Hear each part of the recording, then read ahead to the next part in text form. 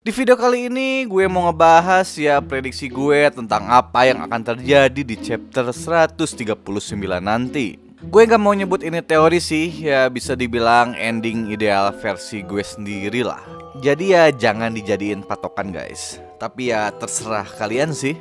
Di channel ini bebas kalian mau ngapain aja guys. Oke, langsung ke pembahasan pertama. Pertanyaan yang banyak banget ditanyain di komentar-komentar video gue sebelumnya, yaitu apakah Eren sudah mati? Oke, gue jawab pertanyaan itu sekarang sesuai dengan pemahaman gue. Tapi sebelum mulai gue mau intermezzo dikit deh. Jadi dulu sebenarnya Hajime Sensei ingin mengakhiri serial ini hanya dalam 20 volume saja, dengan adaptasi alur cerita karya Stephen King, yaitu film The Mist. Buat kalian yang belum tahu film The Mist, tonton dulu deh.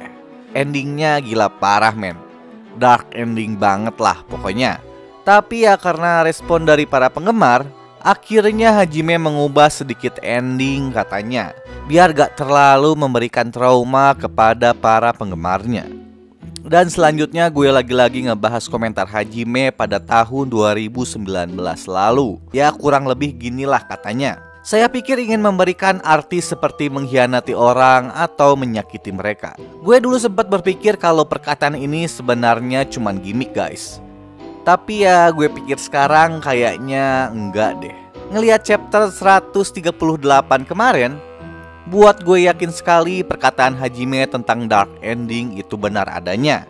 Pihak Jaegerist dan aliansi dibuat sangat menderita. Connie dan Jen berubah menjadi Titan. Eren mati. Mikasa kehilangan sosok yang dia cintai. Falco, Reiner, Annie, dan Pieck dibuat menangis sejadi-jadinya. Bahkan pada chapter 136, sosok Levi yang terkenal garang pun terlihat menjadi sosok yang sangat menyedihkan. Bahkan setelah gue baca lagi chapter 136 di versi berwarnanya, gak tahu benar atau bukan di sana diperlihatkan Levi sampai menangis. Dan kalau memang benar di chapter 139 nanti dark ending bakalan terjadi, gue yakin nasib Hajime Sensei bakalan sama seperti Levi. Bukan Levi ini maksud gue guys, tapi Levi yang ini. Soalnya gue lihat IG-nya udah mulai diserang para fans AOT hampir dari seluruh dunia. Apalagi setelah chapter 138 rilis. Ya sebagian besar menuntut perubahan ending ceritanya. Aduh. Ya gue berharap para fans AOT dari Indonesia jangan ikutan lah. Kita hargai aja apapun keputusan Hajime nanti di chapter 139. Oke, kita mulai ke pembahasan guys. Apakah Eren sudah mati? Dengan berat hati gue jawab ya, Eren sudah mati. Tapi jujur di dalam hati yang paling dalam, gue masih berharap ada sesuatu keajaiban di chapter 139 nanti. Ya walaupun kemungkinannya kecil banget. Plus ngelihat komentar-komentar Hajime sebelumnya buat hopeless lah. Dan ada satu hal lagi yang ngebuat gue yakin banget si Eren udah mati. Sekaligus masuk ke pembahasan tentang penglihatan takdir lain di mimpi Mikasa. Oke, jadi gini guys. Menurut gue scene akhir pada chapter 138 merupakan jawaban dari scene awal pada chapter pertama. Oke, kita flashback lagi deh ke chapter pertama versi manga. Sesaat sebelum Eren terbangun di scene awal, diperlihatkan sosok Mikasa sambil mengatakan sampai jumpa lagi Eren yang ada di dalam mimpinya. Kejadian yang sama seperti mimpi Mikasa pada chapter 138. Sesaat sebelum Mikasa menebas kepala Eren. Dari sini gue cukup yakin kalau sebenarnya Eren sedang diperlihatkan takdirnya di masa depan oleh Ymir saat dia tertidur. Dan gue yakin sekali apa yang ada di dalam mimpi Mikasa adalah takdir Eren yang sebenarnya, hanya saja tidak terjadi. Oke, selebihnya gue bahas nanti guys. Soalnya inilah misteri paling penting yang akan menentukan seperti apa ending di chapter 139 nanti. Jadi ya mau gak mau kalian harus ngikutin video ini sampai akhir guys. Lanjut. Setelah terbangun tanpa sengaja, Eren tiba-tiba menangis. Alasannya ya seperti yang gue bilang sebelumnya. Eren menangis setelah diperlihatkan takdir hidupnya dari awal hingga akhir oleh Ymir. Seperti yang kita tahu, masa depan Eren bisa dibilang sangatlah kelam. Ayah ibunya tewas, rumahnya hancur, distrik tempat dia dibesarkan juga hancur luluh lantah, dan salah satu orang yang paling berharga dalam kehidupannya, yaitu Hannes, juga ikut tewas. Pokoknya banyak banget lah kematian-kematian yang akan Eren temukan di masa depan. Hanya saja, pada saat itu dia belum mengerti apapun. Jadi Eren anggap hanya sebagai mimpi buruk biasa. Tapi ya mimpi buruknya membekas banget guys. Sehingga tanpa sengaja Eren menangis tanpa dia sadari.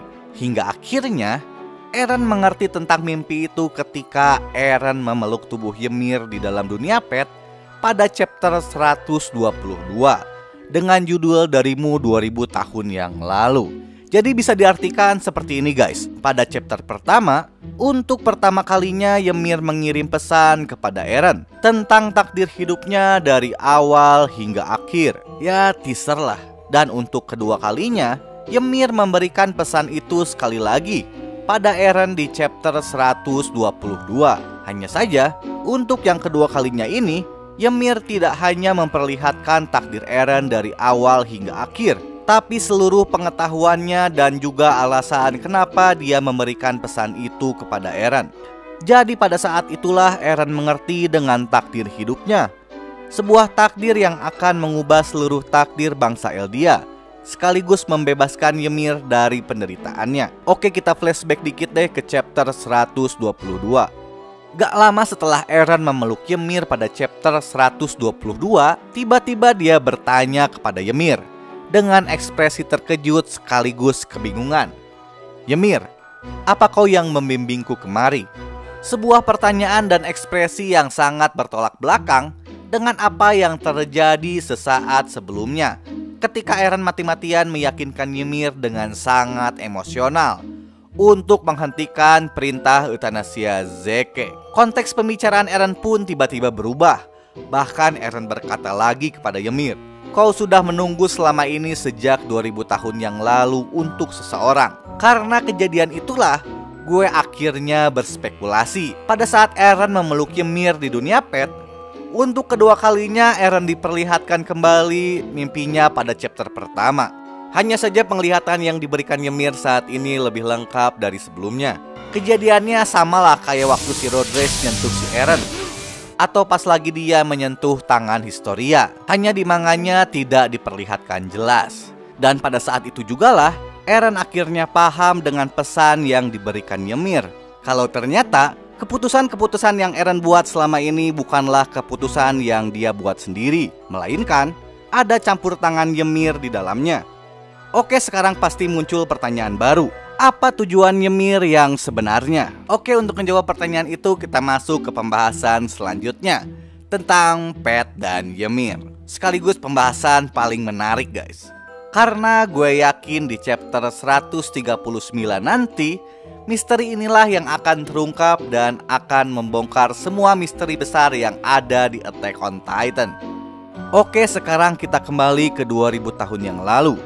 Setelah masuk ke dalam dunia pet, Ymir akhirnya bisa melihat masa depan dari para keturunannya. Buktinya, Ymir sudah mempersiapkan pesan untuk Eren yang baru ada di 2000 tahun ke depan. Dan satu-satunya alasan kenapa Ymir bisa melihat ke masa depan, ya jawabannya adalah dari pet itu sendiri. Oke, gue kutip kata-kata si Eren Kruger. Kalau Titan dan seluruh subjek Ymir terhubung satu sama lain dengan titik koordinat melalui jalur-jalur yang sering kita sebut dengan sebutan pet. Ya, tapi hanya sebatas itu aja guys, info yang Eren Kruger dapatkan dari para peneliti Titan Marley.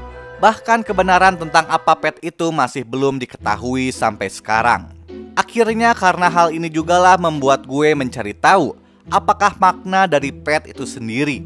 Dan akhirnya dari semua clue-clue yang gue dapat dari chapter 1 sampai chapter 138, gue mengambil kesimpulan kalau sebenarnya makna dari jalur-jalur yang saling terhubung itu adalah penggambaran dari takdir Ymir itu sendiri. Sebuah takdir dengan banyak kemungkinan yang akan terjadi di masa depan. Dan karena takdir itulah menghubungkan Ymir dengan seluruh keturunannya. Oke, jelas ya? Fate itu adalah penggambaran takdir Ymir, atau sekarang gue sebut dunia Fate lah. Setelah melihat seluruh takdirnya di dunia Fate, Ymir akhirnya melihat kesempatan untuk merubah takdirnya sendiri. Buat kalian yang ingin mengetahui ekspresi Ymir Fritz ketika masuk ke dalam dunia Fate, momen itu bisa kalian lihat waktu si Ymir Historia masuk juga ke dalam dunia Fate. Ya mungkin menurut gue, kejadian ini adalah salah satu clue yang diberikan Hajime untuk menggambarkan perasaan Ymir Fritz ketika masuk ke dunia takdir, dan juga menggambarkan rasa penyesalannya ketika hidup di kehidupan sebelumnya.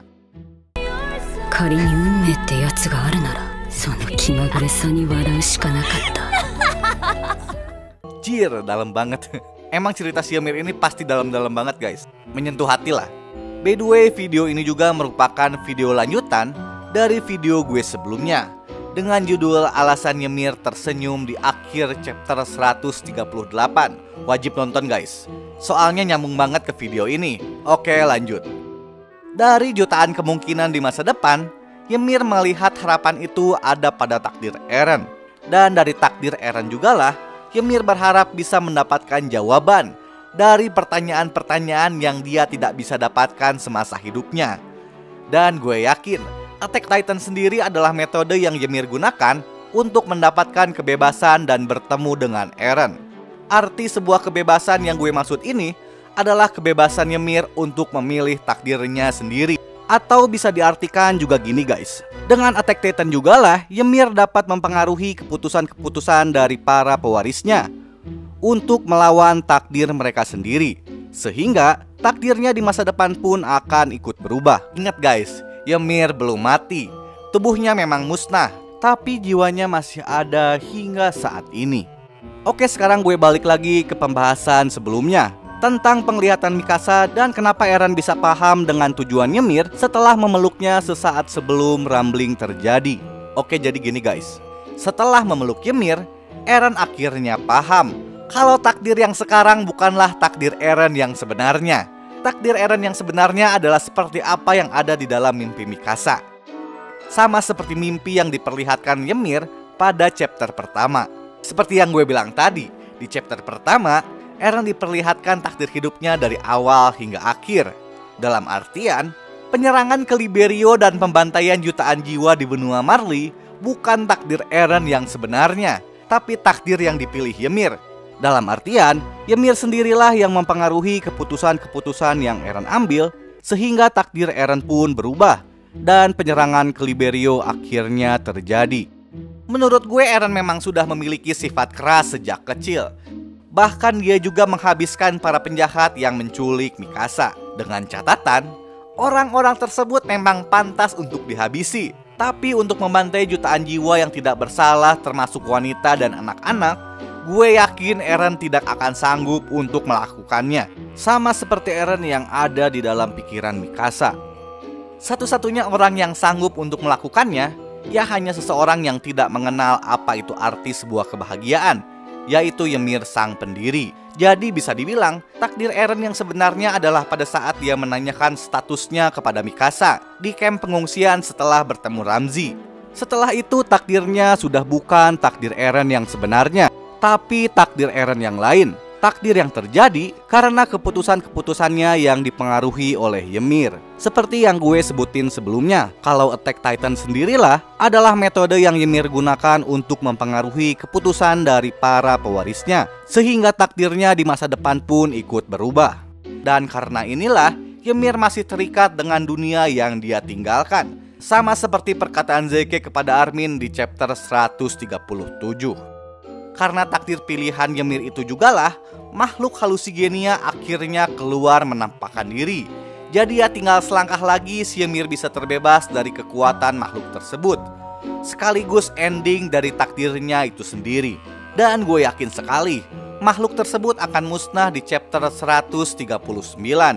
Ya entah musnah oleh Armin dan kawan-kawan, atau mungkin aja Mikasa akan membuat kesepakatan dengan Ymir dan mewarisi seluruh kekuatan Titan yang ada pada Eren sebelumnya. Lalu akhirnya mengetahui tentang apa yang Eren pikirkan selama ini. Ya entahlah, masih di luar prediksi guys. Tapi bukan itu sebenarnya yang terpenting guys. Pertanyaannya, Apa yang akan terjadi setelah makhluk halusigenia musnah? Yang berarti takdir Ymir sudah selesai. Dan Ymir juga sudah tidak lagi terikat dengan dunia di mana Armin dan kawan-kawan tinggal. Ymir juga udah tersenyum di akhir chapter 138, yang dimana akhirnya dia mendapatkan jawaban dari pertanyaan-pertanyaan yang tidak dia dapatkan di kehidupan sebelumnya.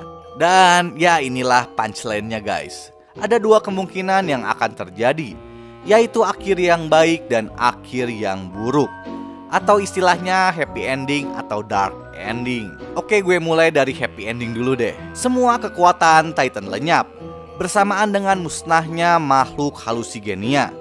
Connie, Jane, Gaby, dan orang-orang yang ada di benteng Salta kembali menjadi manusia. Kekuatan Titan Shifter Reiner, Arnie, Armin, Pieck, dan Falco semuanya hilang, yang otomatis hidupnya bisa lebih lama lagi. Annie bisa kembali bertemu dengan ayahnya. Falco bisa kembali bertemu dengan Gaby dan kedua orang tuanya. Reiner kembali bertemu dengan ibunya. Jujur gue masih berat banget kalau bilang Eren masih hidup.